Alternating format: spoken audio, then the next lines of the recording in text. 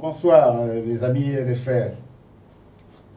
Tout simplement, je n'interviens pas ici en représentant des assises, tout autant que je suis membre d'honneur des assises.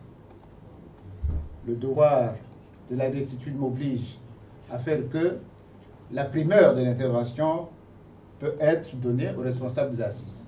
Certains ne sont pas dans cette salle. Donc c'est à mon nom propre que je dois intervenir, que j'ai demandé à Sanelli de m'inscrire pour que je donne mon point de vue sur ce qui se passe dans notre pays.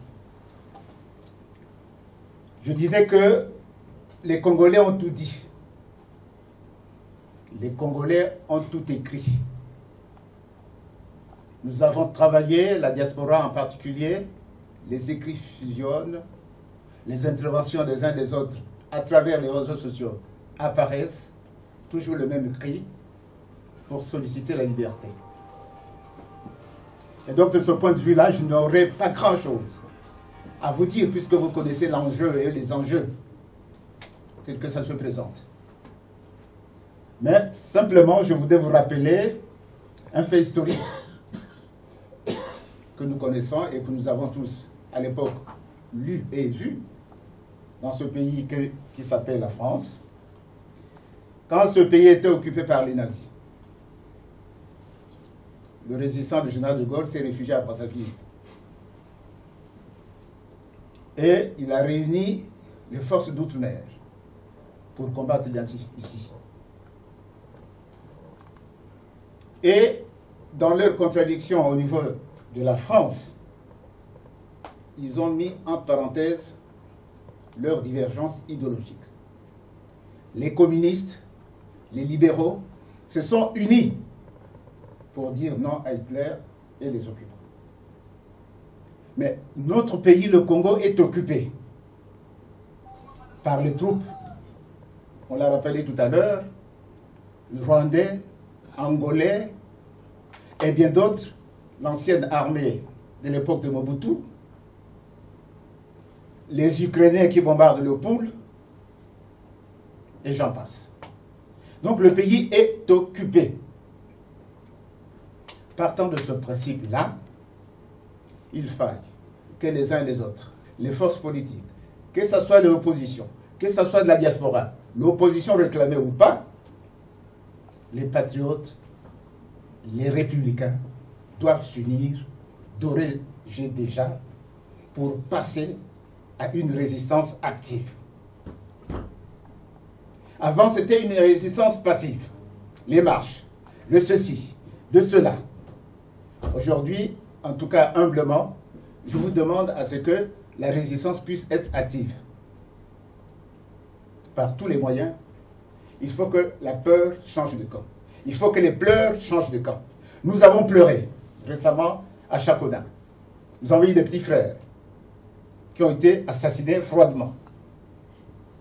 Aucune force, tout au moins ceux du pouvoir, n'ont rien dit par rapport à ces assassinats, si ce n'est effectivement le mensonge, comme l'a rappelé un frère à l'époque. Il est dans cette salle, M. Guy Bafimba. On ne peut plus continuer comme ça. Et donc, ici, à travers ce meeting, je demande les uns et les autres qui militent dans des structures, connues ou pas, que l'heure est au rassemblement pour arracher la liberté confisquée. Parce qu'elle est confisquée.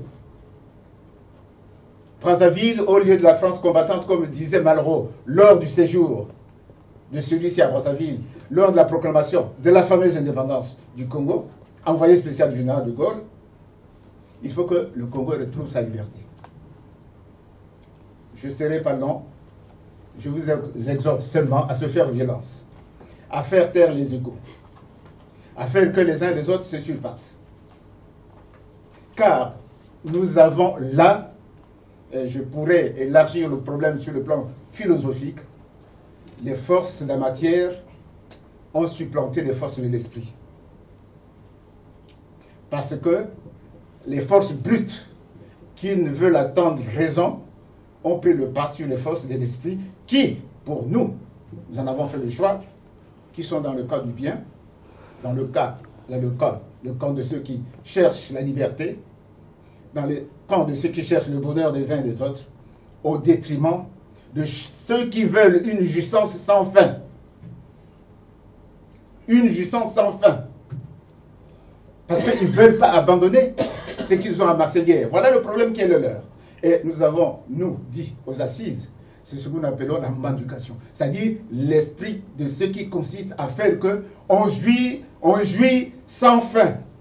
Comme les Romains à l'époque ont été. Quand l'Empire romain s'est écroulé, c'est cette jouissance sans fin qui a amené à la perdition.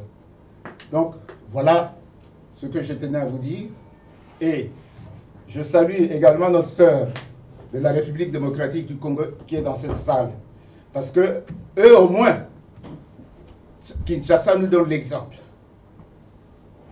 Malgré qu'on tue, la jeunesse de la République démocratique du Congo est debout. Et ils sont prêts à lancer le défi à Kabila avec sa machine de voter pour dire non, il faut des élections transparentes. L'Église s'en est mêlée. Chez nous, l'Église aussi s'en est mêlée de peu. Mais malheureusement, au niveau des forces politiques organisées, les voix se font très peu entendre, à part Mounari, qui de temps en temps lance des diatribes. Donc voilà, en gros, en 5 minutes, ce que je tenais à vous dire. Merci beaucoup.